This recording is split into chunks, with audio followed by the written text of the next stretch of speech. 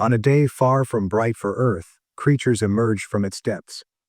People came to call them reapers, and they quickly destroyed 99% of the planet's population. For reasons unknown, the reapers didn't attack humans at altitudes above 8,000 feet. This allowed a small portion of the population in certain countries to survive. In America, the safe zones turned out to be the Rocky Mountains in Colorado. In the settlement known as Lost Gulch Refuge lived a boy named Hunter. One day, he ventured beyond a boundary marked by a blue line on the ground and narrowly escaped a reaper hunting below the safe threshold. His father, Will, scolded him for taking such a risk. Will was particularly worried because Hunter had a lung condition that prevented him from running. Since the death of his wife, Tara, Hunter was the only family Will had left. Later, Will confided in their neighbor Katie that Hunter had only wanted to see the neighboring settlement. Katie expressed sympathy for the boy. There were no other children in the village for him to befriend, and he missed his mother terribly. Meanwhile, in the yard next door, a woman named Nina was attempting to find a way to kill reapers. She tested various alloys by crafting bullets and firing them at pieces of reaper armor. Will remained skeptical of Nina's experiments, often reminiscing about Tara, who had left with Nina on a dangerous mission to procure essential chemicals and had perished in the jaws of a reaper. That night, Hunter suffered another attack. Will managed to stabilize him but realized their stock of medication was nearly depleted. The next day, Will purchased macaroni at the local shop, a food item now worth a fortune. Despite the cost, it was Hunter's birthday, and macaroni was his favorite dish. Hunter, however, was curious why his father no longer used the radio. Will explained that electricity had become a scarce resource and had to be reserved for Hunter's life support machine. He also mentioned that the filters for the machine were running low, and that to replace them, he would need to travel to the nearest town, which lay below the safe altitude. Later, Katie, who had been close to Tara, visited Will. She reminded him it was Friday, and they reminisced about how weekends used to be before the invasion. Their conversation was interrupted by a gunshot from Nina's yard. She had tested another bullet. Will and Katie exchanged glances, surprised by Nina's persistence. That night, Hunter's condition worsened again. Will administered an injection and barely managed to relieve the symptoms. The following day, Will approached Nina and announced his plan to head to town the next day, claiming he knew a safe road. Nina insisted no such route existed. Will explained that the filters in Hunter's device were nearly gone, leaving him no choice but to retrieve replacements from a hospital. Nina warned that the journey required descending through passes patrolled by reapers. Will then revealed his secret. He planned to use an abandoned mine that cut through the mountain to reach the town. Nina reminded him that the reapers originated from underground and that mines were their natural habitat. Will, however, insisted he knew the mine well and that the distance to travel was relatively short. He set a meeting time for the next morning, though Nina firmly declared she wouldn't be joining him. After Will left, Nina spent a long time staring at a pirate flag banner. She had vowed to raise it over the mountains once she discovered a way to fight the reapers. The next morning, Will visited the local gunsmith, who provided him with a rifle and grenades. Though the weapons weren't particularly effective against the predators, they could at least slow them down. The gunsmith shared his personal supplies and wished Will good luck. Katie arrived, upset that Will hadn't told her about his plans. Despite his objections, she armed herself and declared she was going with him. Nina greeted Katie with hostility, insisting that she was unprepared to face the reapers, having never seen one up close. Nina predicted certain death for the group. Will explained his plan. Once they reached a ski slope, they would use a lift to descend to the mine entrance. He hoped the equipment was intact and that he could get it working. The group set off. In response to questions, Nina revealed that she hoped to reach her lab, where she knew the specific chemicals needed to continue her work. She also brought two of her inventions, a compass and a device that could detect reapers by picking up their high bioelectromagnetic impulses, far stronger than those of any Earth creature. Soon they reached a fire road about a mile from the ski slope. This marked the end of the safe zone. The group crossed the boundary cautiously, weapons ready. They came across several wrecked vehicles, scavenging supplies and weapons from them. Katie took a grenade launcher, displaying her Texan upbringing and skill with such equipment. Meanwhile, Nina discovered a fragment of Reaper scale.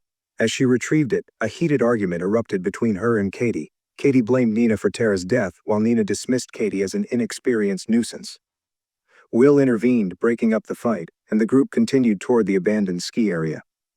Suddenly, a distant whinny echoed from the woods, surprising the group with the sight of wild horses now roaming freely in the mountains. Before long, they arrived at the ski resort. The summit and safety were within reach, but Nina warned that reaching the top was impossible as a Reaper was already nearby. Will and Nina rushed to the backup generators, attempting to power the lift while Katie stood guard with the grenade launcher. She waited for the creature to appear from the forest, but saw no sign of it. Finally, the beast emerged from the tree line. Katie fired, but the grenade missed the agile monster. The Reaper charged toward her as Will managed to activate the lift. He and Nina leaped into the gondola, which began its ascent. Will fired at the Reaper, giving Katie a chance to climb into the lift tower. She was forced to jump, barely catching hold of the lift seat. The Reaper, undeterred, grabbed the cable with its tentacle and snapped it. The group plummeted to the ground, narrowly escaping into the safe zone. That night, they rested in an old guardhouse. Katie admitted she was terrified, confessing she hadn't realized the nature of their enemy. She now saw the Reapers as perfect predators. Nina shared her perspective.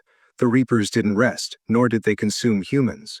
Though they killed relentlessly, they left other creatures untouched. This led her to doubt their biological nature. As the women fell asleep, Will reflected on an argument with Tara. She had urged him to trust Nina, claiming she could save the world. Will had resented the idea, believing Tara had no business risking her life with a vulnerable son to care for. Nina, with no family, had nothing to lose. But Tara had reminded him that Hunter's filters would eventually run out and he would die unless they acted. Will had been unable to dissuade her. The next morning, the group arrived at an old mine Will knew from his time as a miner. However, the lower levels dipped below the safe zone, making them vulnerable to Reapers. The tunnels were also poorly sealed, increasing the danger. Will insisted the hazardous area was only 210 meters long, and Nina's tracker should detect any nearby Reapers. But Nina countered that the device wouldn't work underground. Furthermore, humans exhaled carbon dioxide, which Reapers could detect instantly.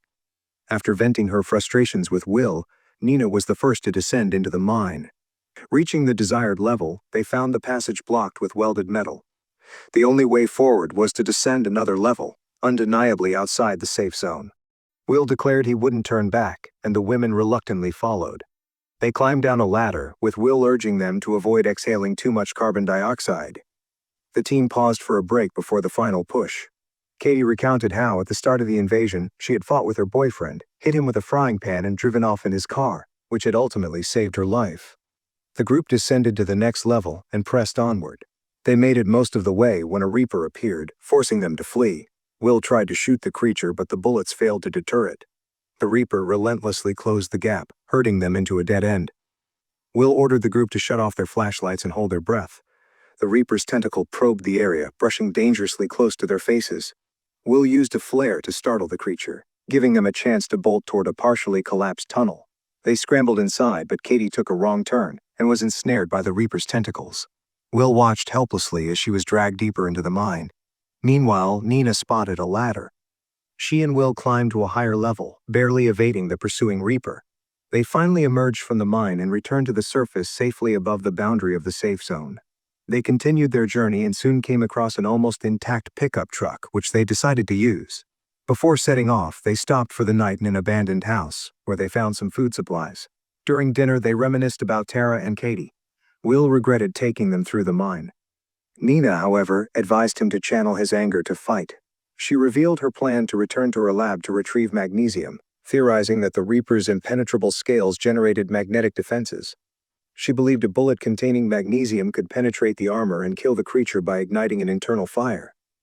Will grew furious, calling her theory unproven and blaming her for Tara's and others' deaths. Nina countered that he now faced the same difficult decisions. The next morning, they reached the hospital.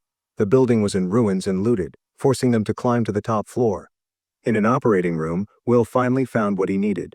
But soon, they heard the distinct sounds of a Reaper approaching. They ran. The Reaper caught up and grabbed Will. Nina seized a fire axe and severed the tentacle, enraging the monster further. They retreated to the operating room. Will ordered Nina to run while he shot at gas canisters. The explosion hurled the Reaper out the window. Having achieved his goal, Will expressed his intent to return to his son. Nina persuaded him to help her first, arguing that if she could create the magnesium bullet, humanity might have a chance. She promised to raise her pirate flag as a signal that the Reapers could be defeated. Will reluctantly agreed. They traveled to Nina's former lab at the U.S. Department of Energy. She gathered materials and began crafting her bullet. While guarding her, Will noticed a photograph and learned that Nina had a family who had perished in the invasion. She had survived only because she was at work. Nina confessed she blamed herself every day for not being at home and regretted not hugging her family one last time. Will tried to console her, but Nina dismissed his words. Realizing her work would take longer, she urged Will to return to his son. She promised to join him later. Will drove off in the pickup. As Nina continued her work, she noticed the power cell and decided to use cobalt instead of magnesium. Just as she finished the bullet, a Reaper attacked her. Meanwhile, Will's truck crashed. He ran toward the safety line, Reapers closing in. Just as he neared safety, he fired his gun, expecting the end. Suddenly, a shot rang out. The Reaper exploded. Nina had arrived just in time, wielding cobalt-infused bullets that detonated the Reapers. Examining the remains, the pair discovered the Reapers were advanced machines of extraterrestrial origin. They returned to Lost Gulch. Hunter greeted his father with joy. Nina raised her pirate flag, signaling to nearby settlements that she had found a way to kill the Reapers. Radio communication was restored. Survivors shared instructions on crafting the special bullets. Later, Nina and Will visited a memorial. They left a bullet inscribed with Katie's name. Soon, hunters armed with cobalt bullets set out on missions. Explosions echoed through the Rocky Mountains as Reapers were destroyed. In a post-credit scene, humans were shown reclaiming their planet. One night, while Nina stargazed through her telescope, Will joined her. Together, they watched as 3 glowing objects entered Earth's orbit. The film unexpectedly exceeds expectations for a post-apocalyptic monster thriller, delivering gripping tension, emotional depth, and inventive world-building. Yet the mysterious origins of the Reapers remain unresolved, leaving just enough intrigue for a potential sequel to explore their purpose, and the threat still looming in Earth's orbit. If you enjoyed this recap, don't forget to like, subscribe, and hit the notification bell so you never miss our next movie breakdown. Want more? Check out our recap of similar movie right here. Thanks for watching, and we'll see you in the next one.